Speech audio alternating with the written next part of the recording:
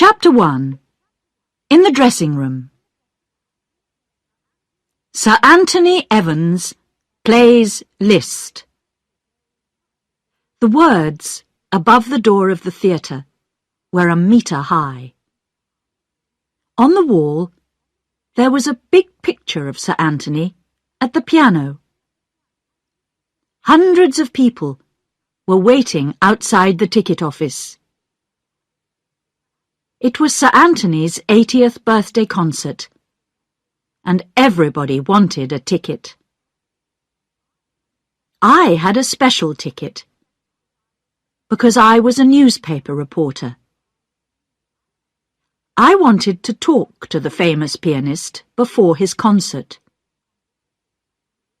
I showed my ticket to the doorman and went into the theatre. Then I walked upstairs to the dressing rooms. On my way upstairs, I thought about the famous pianist. I was a little afraid. My mouth was dry, and my hands were shaking. I arrived outside the dressing room. There was a big gold star on the door.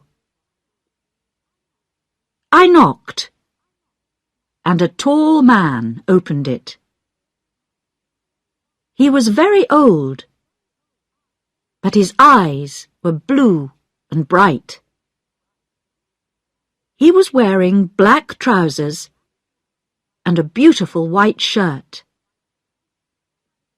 He had a lot of straight, silvery hair. He looked just like his picture on the wall of the theatre. "My name's Sally Hill," I began. The old man saw my notebook and smiled at me. "Don't tell me. You're a reporter. Which newspaper do you work for?" "The Sunday Times, sir." "A very good newspaper. Come in and sit down. Ask your questions. We were young once, weren't we, Linda? But of course, that was a long time ago." He turned to a tall woman who was standing in the corner. She smiled at me with friendly brown eyes. "So this is Lady Evans," I thought. "What a nice face she has. She looks like a farmer's wife." I was not afraid any more. I sat down and opened my notebook. "Tell me about yourself, please, Sir Anthony. Did you come from a musical family? Did you start to learn the piano when you were 3, like Mozart?" The famous pianist smiled. No, my dear. I am the first musician in my family. And I was 14 years old before I touched a piano for the first time." He saw the surprise on my face. "We have a little time before my concert. I'll tell you my story. It's a strange story, but every word of it is true. You see, I left school when I was 13. Everybody called me Tony in those days. I worked on a farm." It was an exciting story, and he told it well. At first, I tried to write everything down in my notebook. Then the pen fell from my hand, and I just listened. I was lost in Sir Anthony's wonderful story. He told me about an old school behind a high wall in a dirty street. There was broken glass on top of the wall. The schoolyard was very small. As he spoke, pictures came into my mind. I saw a little boy called Tony Evans playing football with an old tin.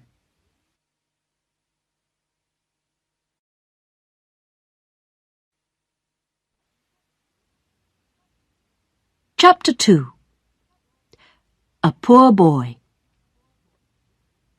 The teacher's name was Mr. Gray. He was grey, like his name. He was old and grey and tired. Everything about him was grey. Grey suit, grey shirt, grey hair, and a long, thin, grey face. When he smiled, the children saw his long, grey teeth. But he did not often smile. Mr. Gray did not enjoy his job. He did not like children. "Why does he work here?" one of the children asked one day. "He doesn't like us." "But he likes the long school holidays," said Tony. The other children laughed. They thought that was a very clever answer. But Tony was not a clever boy. He was big and slow and silent. He did not enjoy his lessons.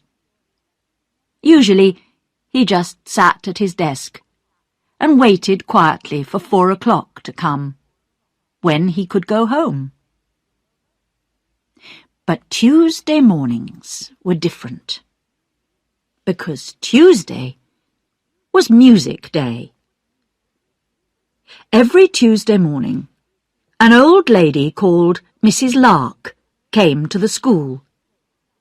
Mrs. Lark played the piano, and the children sang.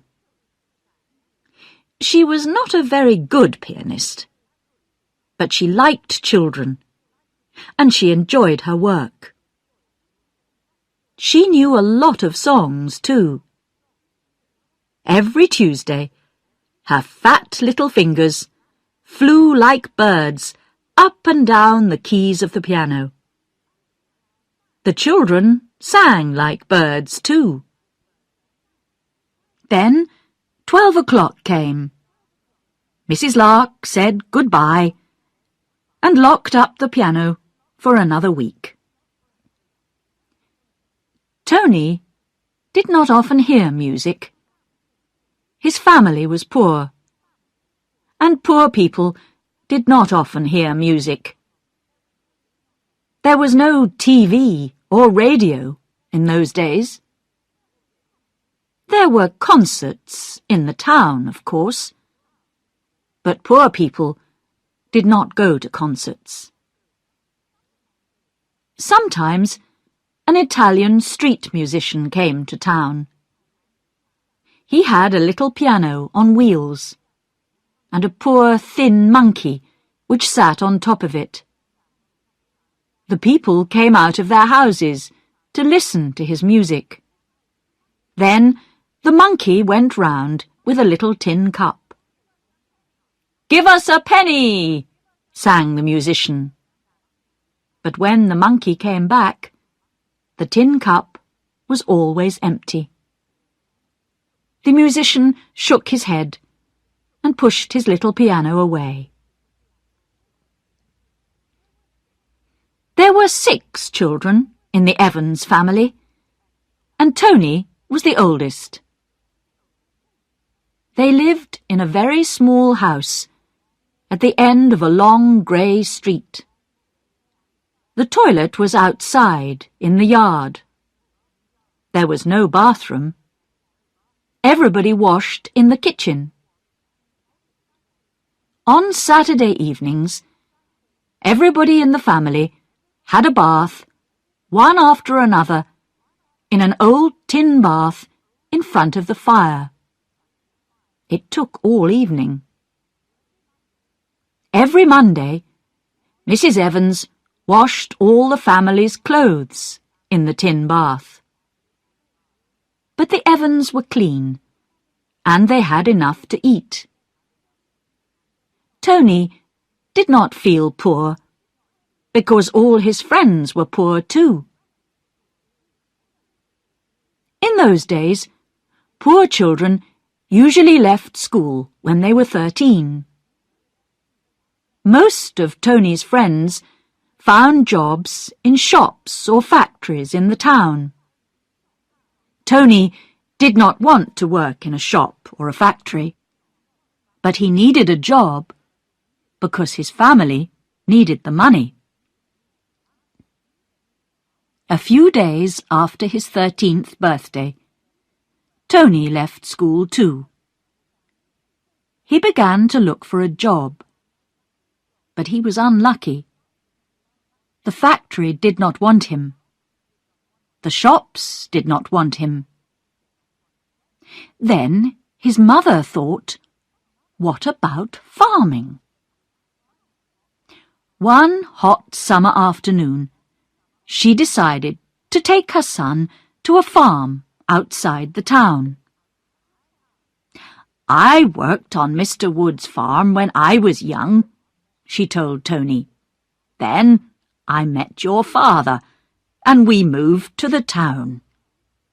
But I enjoyed farm work, and I think you'll like it too. I wrote to Mr. Wood last week and asked him to give you a job on the farm. That will be better than the factory."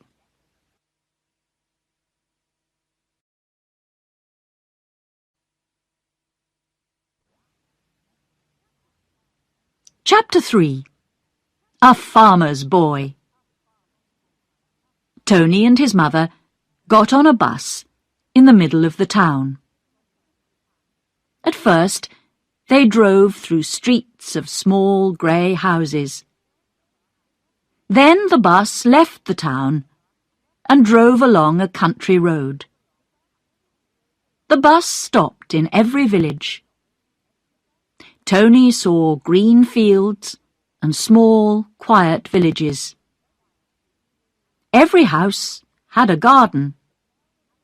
The smell of the flowers came in through the open windows of the bus. At last the bus stopped. Tony could see a river and an old bridge. A small road ran across the bridge, through the fields and over a hill. "Come on, Tony," said his mother.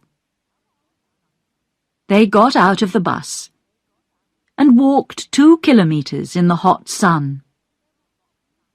There were white and yellow flowers at the side of the road. Tony did not know their names. He wanted to know more about them. He wanted to know more about the trees, too. There were no flowers or trees in his street. He looked at the cows in the fields. "I've never seen a real cow," he said to himself. He watched them moving very slowly through the long green grass. They looked big and quiet. Tony and his mother arrived at the farmhouse and walked through the farmyard. Chickens were looking for food. A fat white cat sat on a wall and watched them with sleepy eyes. Mr. Wood came to the door and spoke to Tony's mother. "Hello, Betty. It's nice to see you again. Thank you for your letter. How are you?" They talked together like old friends. Tony stood at the door. He felt lost and uncomfortable. But the farmer smiled at him. "Is this your son, Betty?" he asked. "Yes, this is Anthony. But we call him Tony at home. He left school 2 weeks ago. He's a good boy, and he's very strong. Please give him a job, Mr. Wood. We need the money. We've got 6 children, you know."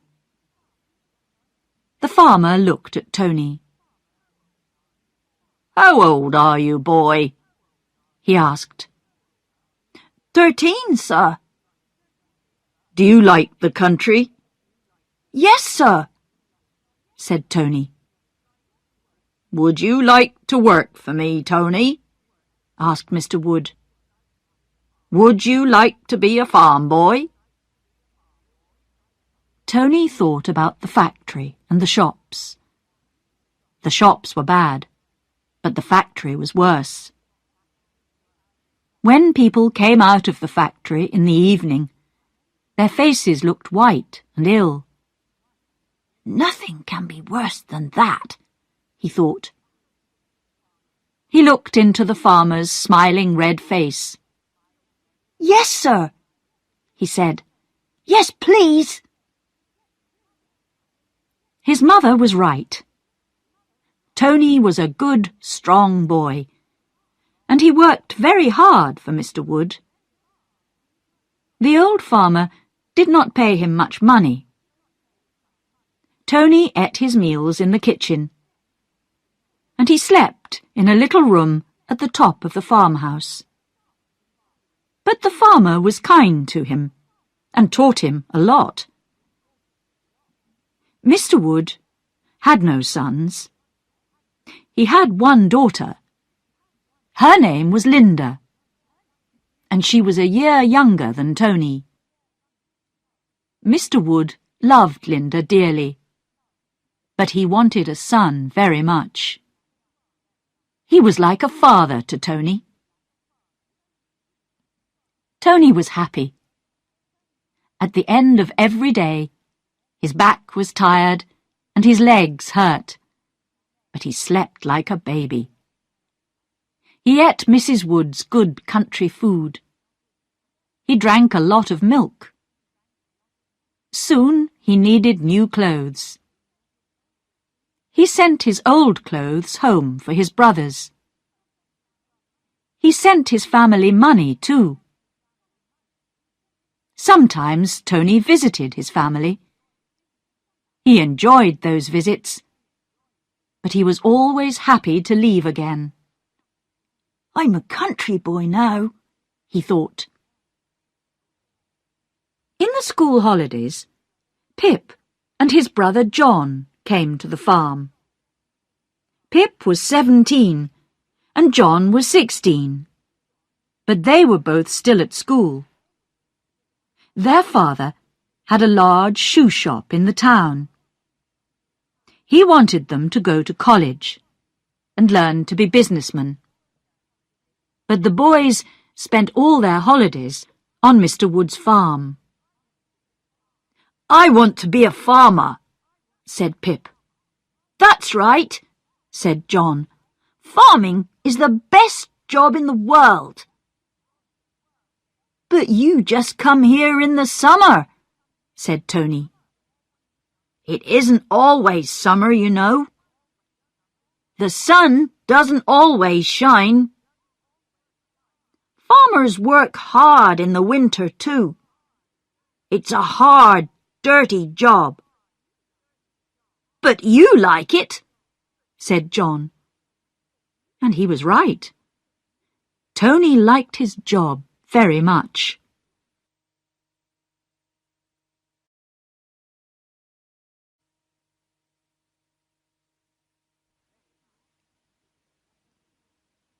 Chapter 4. An Old Piano. One hot summer afternoon, Tony, John and Pip were cutting the long grass. The sun was hot, and they were tired. Mr. Wood came into the field. "Now, boys," he said, "I have a job for you." "He always has a job for us," said Pip very quietly. The other boys smiled. The farmer liked to keep them busy. They walked with him to an old wooden building near the farmhouse.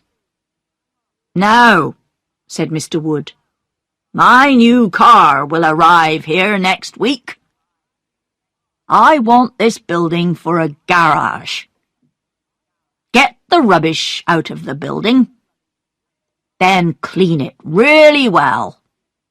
I want to keep the car in it." "What shall we do with the rubbish, Mr. Wood?" asked Pip. "Get rid of it, of course," answered the farmer. "Now stop asking questions, young Pip. I'm a busy man." He walked away. The three boys opened the doors of the building. They looked at the rubbish. Then they looked at each other. "This is going to take a long time," said Tony. He went to the back of the building. He saw something behind a lot of old boxes. It was very big. "What's this?" asked Tony. "Is it a cupboard?" asked Pip. John came and moved some of the boxes. "It isn't a cupboard," he said in surprise. "It's an old piano." The piano was made of beautiful dark brown wood. Tony took off his shirt and cleaned the wood with it. He saw brightly coloured birds, flowers and leaves. They shone like stars in the dark, dirty building. Tony opened the piano. He looked at the keys. "We can't get rid of this," he said. "We really can't." He found an old broken chair and sat down at the piano. His fingers touched the keys. He closed his eyes.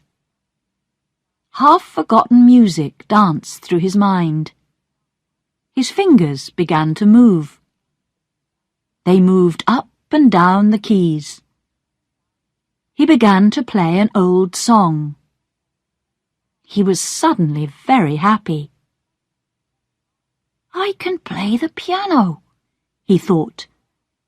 "Nobody taught me, but my mind tells my fingers what to do, and I can make music."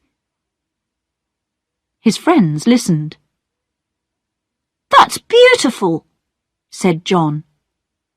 "What is it?" "I don't know," said Tony.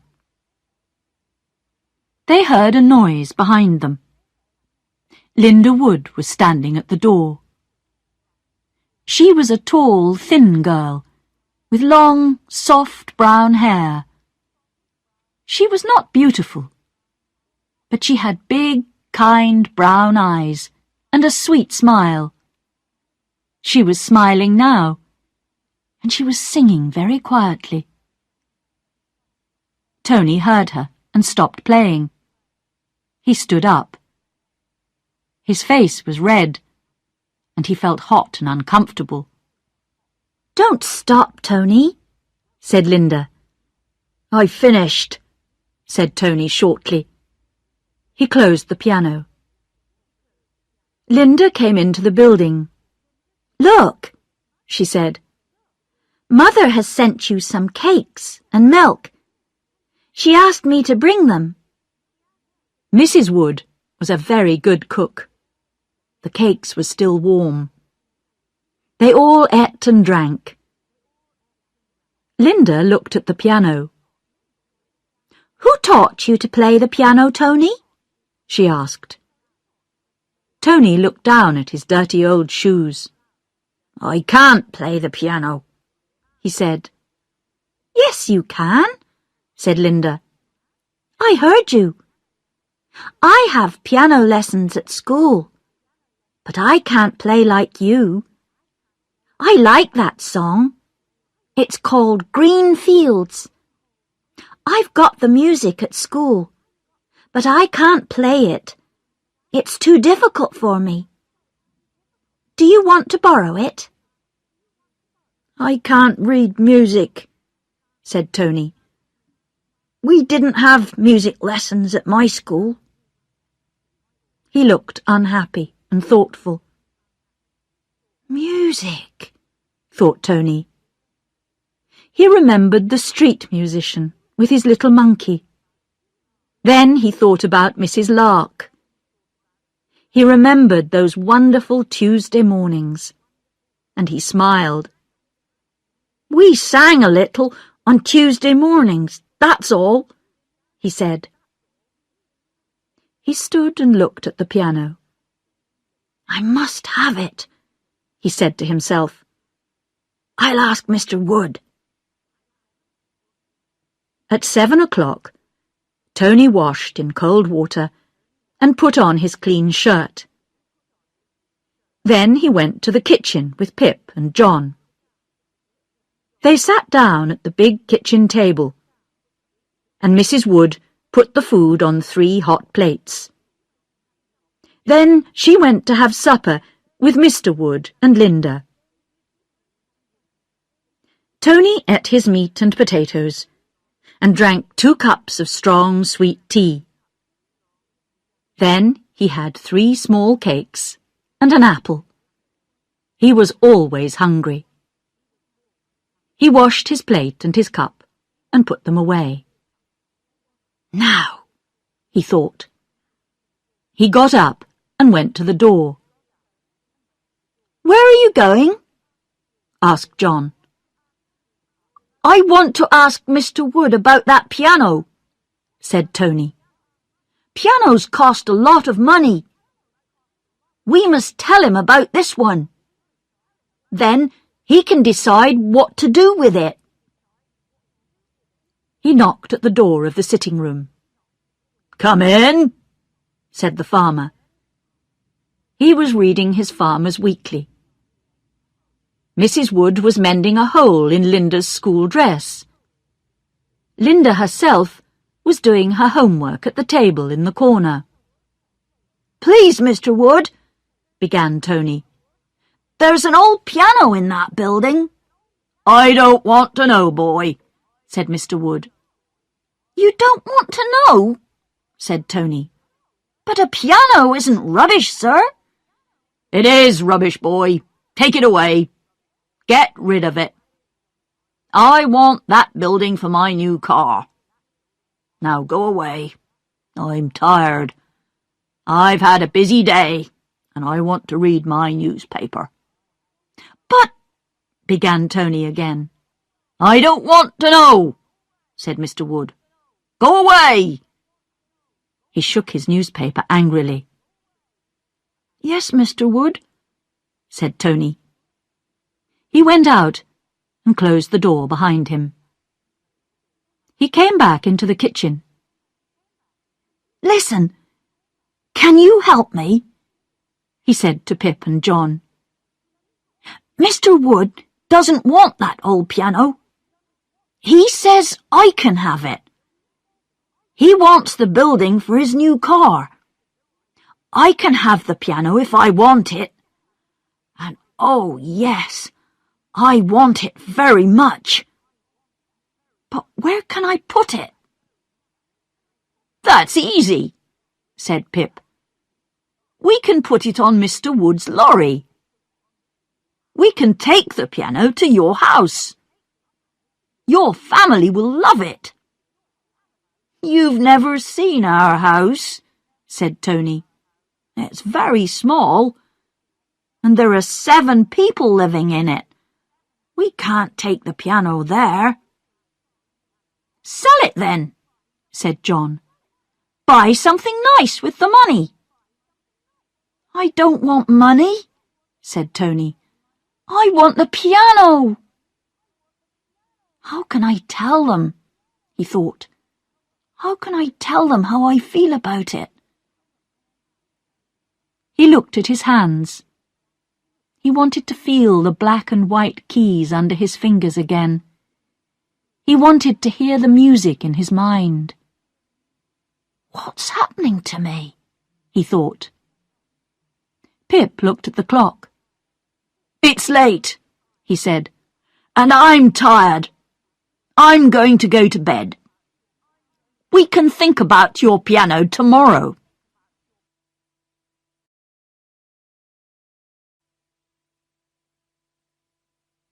Chapter 5. The Village School. The next morning, the boys got up at 6 o'clock. They took some sandwiches and a bottle of cold tea, and they began to cut the long grass in Mr. Wood's biggest field. The field was near a quiet road. At the side of the road was a small school. It stood in a garden. There were flowers and vegetables and a few fruit trees. But no children were there. The school was empty. It was summer, and the children were on holiday. The sun shone down angrily. The boys were hot and thirsty. At 11 o'clock, Tony went for a drink. But the bottle was empty. I want a drink of water, he said to Pip and John. He took the empty bottle and went into the school garden. There was a tap there, and he turned it. No water came out. He went to the door of the school. He pushed, and it opened. There was a little kitchen. Tony turned on the tap. He took a long drink and filled his bottle. Then he decided to look around the little school. It did not take him long. There was one classroom. The desks and chairs were very small, because it was a school for young children. Tony went back into the kitchen. It's July, he thought. Everyone is on holiday. School doesn't start again until September. I can put the piano here. No one will come here. I've got 6 weeks. And in 6 weeks, perhaps I can find a home for my piano. He went back to the field. You were away a long time, said Pip. Did you have a drink or a holiday? They all laughed. Listen, said Tony. The school door is open. The school's empty. I'm going to put my piano in the classroom. Don't be stupid, said John. What will the teacher say? He won't say anything. He's on holiday, said Tony. You're on holiday too, aren't you? When do you go back to school? September the 9th, said John. That's right, said Tony. Listen, the door's open. The key's in the door. I'm not going to steal anything. I'm just going to keep the piano in the classroom for a week or 2. Can you help me? We'll put the piano on the lorry and we'll take it to the school. When? asked Pip. Tonight, said Tony.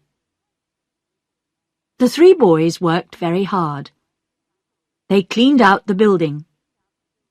They cleaned the windows too. Then they put the piano on Mr. Wood's lorry. What time are we going? asked Pip. 8 o'clock, answered Tony. Linda gave the boys their supper that night. Mrs. Wood was at a meeting in the village. "Boys," said Linda, "Father says you were borrowing the lorry tonight." "Yes, that's right," said Pip. "I'm driving." "Please, can you take me to the village? Catherine is ill." Catherine was Linda's best friend. "I want to visit her." "But—" began Tony. He looked into her kind brown eyes, and he told her his story. He told her about his old school. He told her about Mrs. Lark.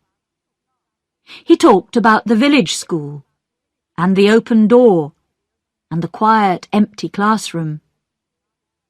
Linda listened. John and Pip listened too. Then Linda smiled. "Thank you, Tony. Now I understand. And I want to help you." The boys drove Linda to Catherine's house. "Please come back at 9:30, she said to Pip. She spoke loudly because Catherine's mother was listening. Then she said very quietly, "Good luck, Tony, and be careful." The boys drove the lorry to the little school. Then they moved the piano. It was very heavy, but they were young and strong. They pushed it into the classroom and stood it against a wall. "It looks beautiful here," said Pip. He touched the keys. They made a loud, unmusical noise. "Listen to that," said his brother.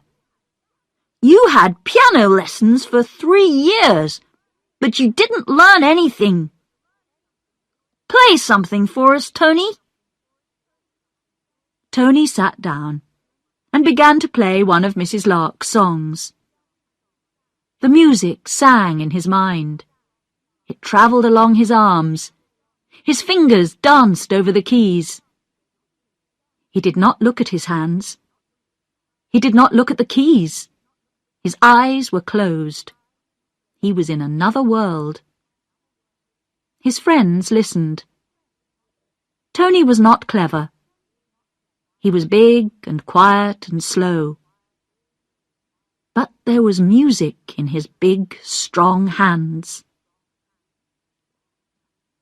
That summer was a happy time for Tony. Every evening after supper, he borrowed Linda's bicycle. He cycled to the school, and he played the piano. When it was dark, he cycled back to the farm again. He was afraid to turn on a light in the school. He did not want anybody to see him. "I think Tony has a girlfriend," said Mrs. Wood to Linda. Linda just smiled. Tony learnt to read music. Linda brought him a book of easy songs. She showed him the music. He looked at the little black notes and the 5 thin black lines on the pages of the book. "This is easy," he said to Linda. "It's like writing. The notes tell your fingers what to do." "That's right," said Linda. She showed him the long notes and the short notes. She taught him to read the words at the top of the page. "Look," she said, "that's Italian. Lento, slow." But Tony was not slow. He learnt very fast.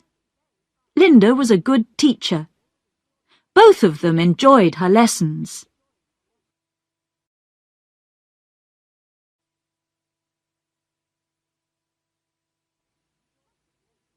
Chapter 6. Mr. Gordon finds a musician. Mr. Gordon was the teacher at the little village school. He was a kind old man, and the children liked him. They enjoyed his lessons, and he enjoyed teaching them. There was no piano at the school. This sometimes made him a little unhappy, because he loved music very much. But he sang with the children. He filled their young minds with songs and stories. It was a happy school. One night, during the summer holidays, Mr. Gordon wanted a book. He looked everywhere. "I know," he said suddenly. "I left it at school. I'll go there at once. It isn't far away." He walked through the school garden. The door of the school was open. He felt in his pocket for the key. It was not there. "Oh dear," thought Mr. Gordon. "I forgot to lock the door. Now somebody is in the school. Perhaps it's a thief. What can I do?" Then he heard the music. Tony played the same line of music again and again. It was not easy. "Prestissimo," said the words at the top of the page. "Very fast." His fingers flew over the keys.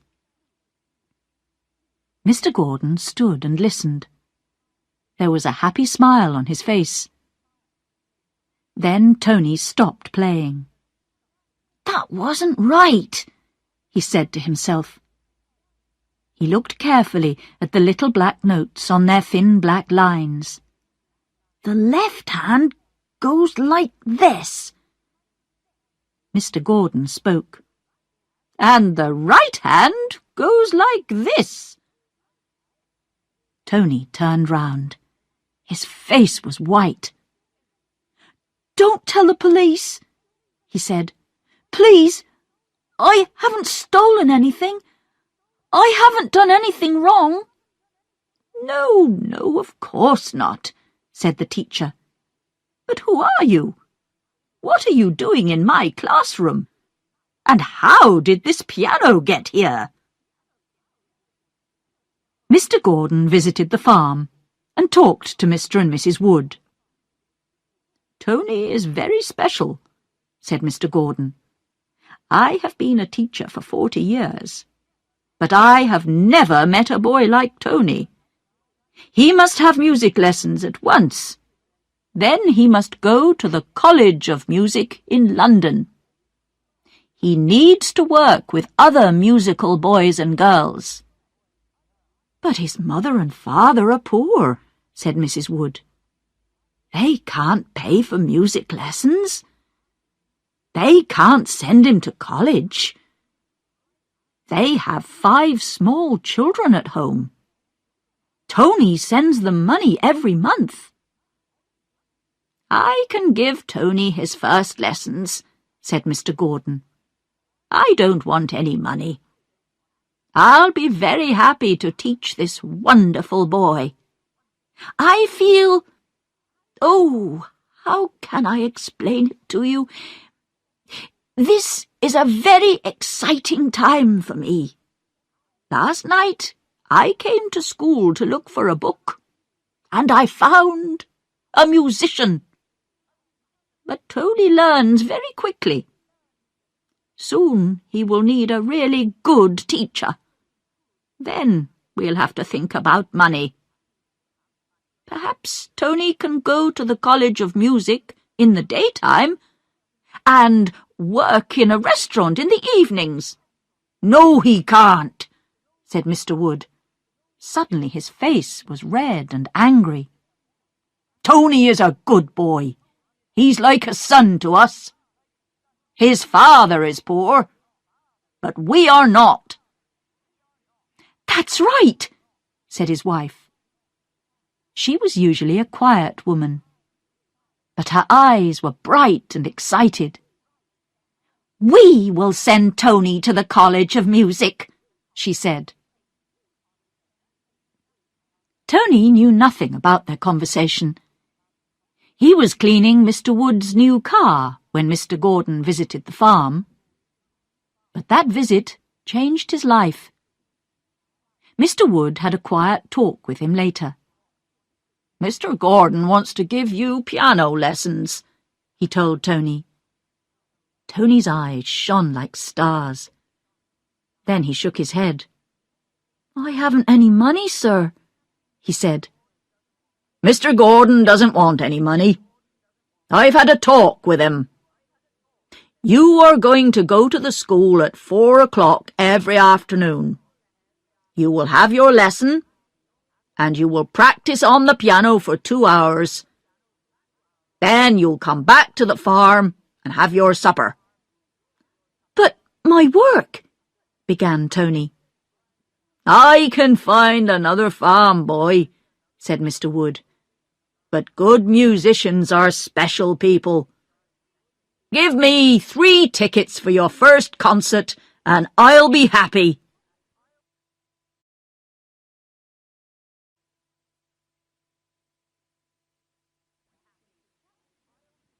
Chapter 7. The Music Competition. Tony worked and worked. He got up at 6 every morning. He worked on the farm until 4 o'clock in the afternoon. But every minute of the day, music filled his mind. At 4 o'clock, he cycled to his piano lesson with Mr. Gordon. He practiced until 7 o'clock. Then he cycled back to the farm for supper. After supper, he read Mr. Gordon's music books. Often he fell asleep at the kitchen table. At night, while he slept, his mind was still full of music. Small black notes danced in front of his eyes. When he woke up, the music was still there. Tony lived in a world of music. The leaves fell from the trees. Winter came. It was dark when Tony got up in the mornings. It was dark when he cycled to his piano lesson. And it was dark when he cycled back to the farm again.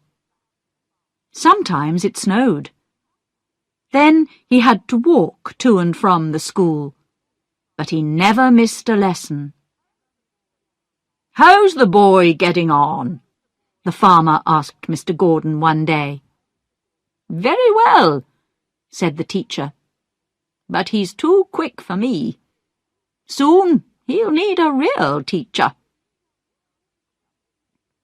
Spring came, and the trees were green again. "There's a music competition in the town on June the 12th, said Mr. Gordon one evening. "Can I go and listen?" asked Tony. "No," said his teacher. "I will go and listen. You are going to play in the competition." "But I can't do that. I need to practice more. I'm not ready," said Tony. "You will be ready," said his teacher quietly.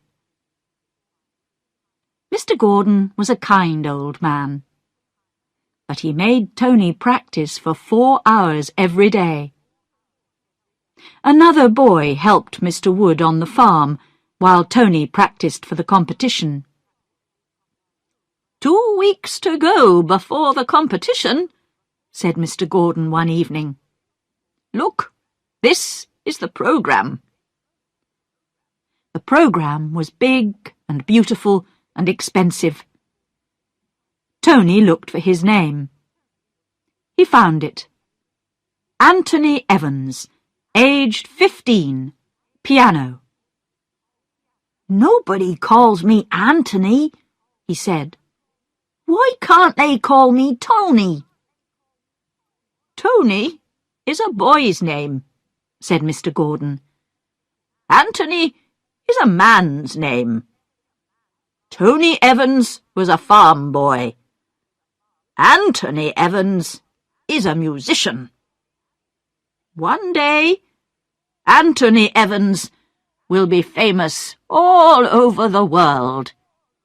and from today I'm going to call you Anthony. On the morning of the competition, Mr. and Mrs. Wood and Anthony went into town in the car. While Mr. Wood had a drink with some friends, Mrs. Wood took Anthony shopping. She bought him a new brown suit and a new white shirt. Then she took him into a shoe shop. And Pip's father sold her some new shoes for Anthony.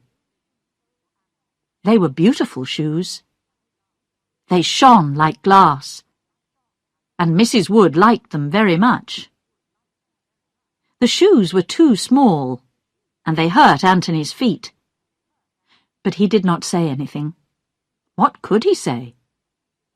Mrs. Wood paid for the shoes, and Pip's father put them in a box.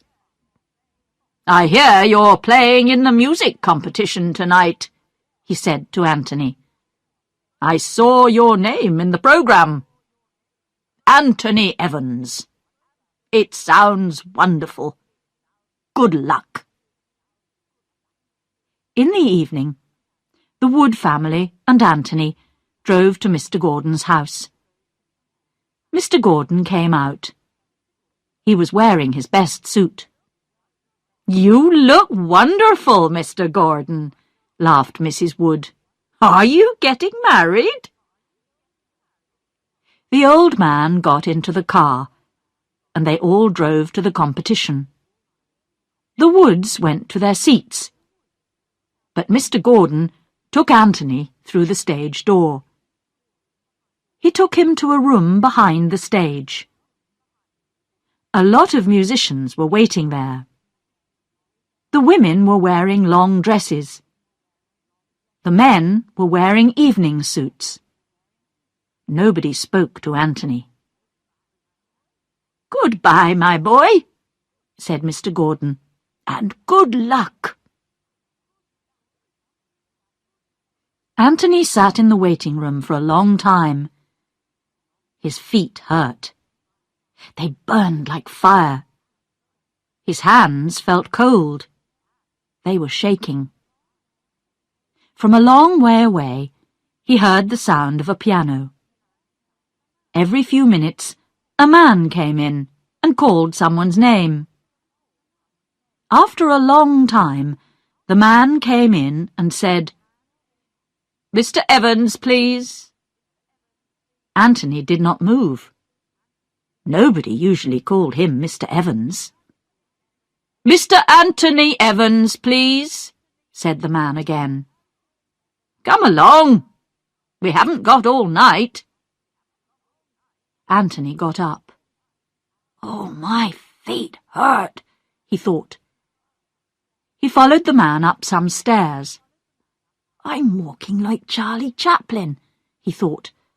Everybody will laugh at me.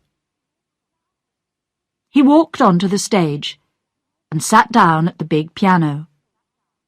The dark wood shone like glass. He could see his face in it. He turned round and looked at the sea of faces. He could not see the Wood family. He could not see Mr. Gordon. But suddenly, Anthony felt their love and their kindness. His feet stopped hurting. His hands stopped shaking. He touched the piano. It was much bigger than the old piano in the classroom. The keys looked very clean and new. He wanted to touch them. Well, he said to himself, of course I want to touch them. That's why I'm here. And he began to play. He forgot about himself. He forgot about all the strange people in the theatre. And he just played for his friends. He played for Mr. and Mrs. Wood. He played for Linda. He played for Mr. Gordon. And he played for old Mrs. Lark. Where are you now, Mrs. Lark? He thought. Do you remember Tony Evans?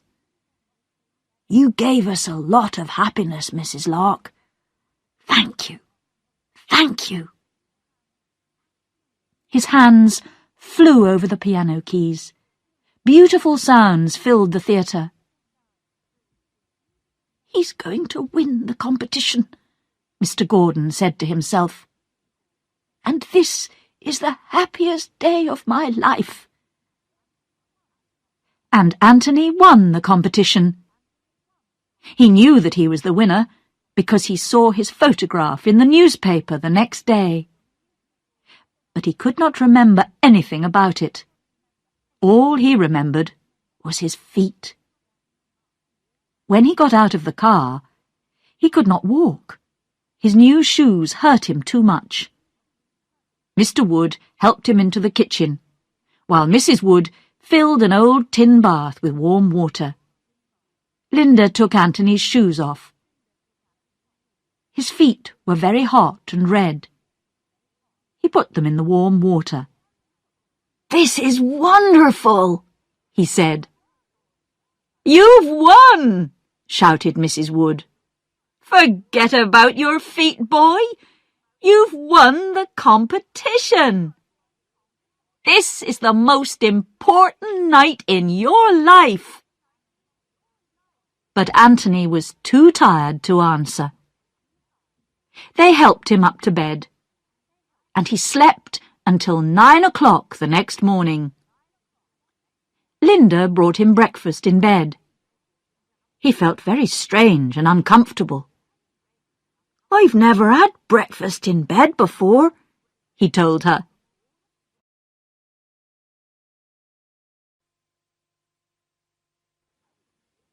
Chapter 8. The end of the story. Sir Anthony Evans turned to me. "That competition was the start of wonderful things for me," he said. "I went to the College of Music for 3 years. Of course, I worked hard, but I enjoyed every minute. I always went back to the farm for my holidays. And one summer, when I was 20, I asked Miss Linda Wood a very important question. 'I can't give you much, Linda,' I told her, 'but one day I shall be rich and famous. Then I'll come back again, and I'll ask you to marry me.' She gave me a long, loving look. Then she laughed. 'Oh, Anthony,' she said, 'don't wait until you're rich and famous. Ask me now.' So I did, and here we are. We've been married for 60 years. 5 years ago, the Queen invited us to Buckingham Palace. I was Mr. Anthony Evans when I went into the palace. I was Sir Anthony Evans when I came out. And—" he took his wife's hand. "My dear Linda was Lady Evans." There was a knock at the door of the dressing-room. "2 minutes, Sir Anthony," said a voice. The famous musician stood up. "I'm ready," he said. He turned to me. "How many concerts have I given? 2,000? 3,000? For me, every concert is new and exciting. Now, go, my dear, and write your story. Tell the readers of your newspaper that I am a very lucky man."